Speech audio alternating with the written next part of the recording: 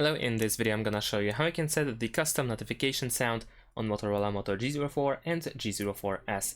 So the first thing that we need to do is, of course, go to settings, and then in the settings we want to find sound and vibration. Once we tap here, we need to scroll down to find default notification sound. If we tap here, now we have the option to add notification at the bottom of the screen. So let's tap this button, and now we can also tap on these three lines in the top left corner in order to choose, for instance, downloads or audio. And then you need to basically find your MP3 file or any other audio file that you have saved on your device that will be used as a notification sound.